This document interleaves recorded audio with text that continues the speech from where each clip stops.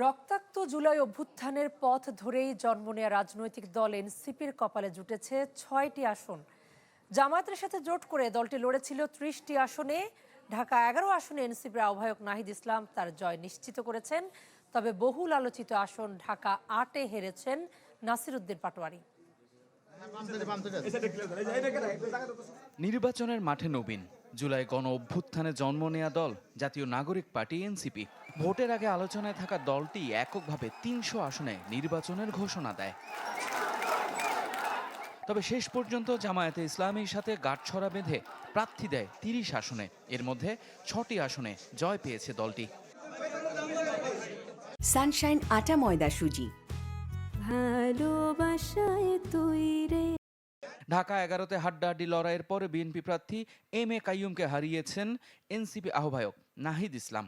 এছাড়া কুমিল্লা ৪-এ হাসনাত আবদুল্লাহ, নোয়াখালী ৬ আসনে হান্নান মাসুদ, রংপুরে আক্তার হোসেন, নারায়ণগঞ্জ ও কুড়িগ্রাম থেকে জয় পেয়েছেন আবদুল্লাহ আল আমিন ও আতিকুর রহমান। এটা হাতিয়ার মানুষের মুক্তির লড়াই ছিল। হাতিয়ার মানুষ ইনশাল্লাহ মুক্তি পেতে যাচ্ছে। হাতিয়ার জন্য সুদিন আসবে ইনশাআল্লাহ। সকল শ্রেণী পেশার মানুষেরা যে অক্লান্ত পরিশ্রম করেছেন, সেই পরিশ্রমের ঋণ আমি কিভাবে শোধ করবো আমি জানি না। আমি এত মানুষের এত ভালোবাসা আমি পেয়েছি।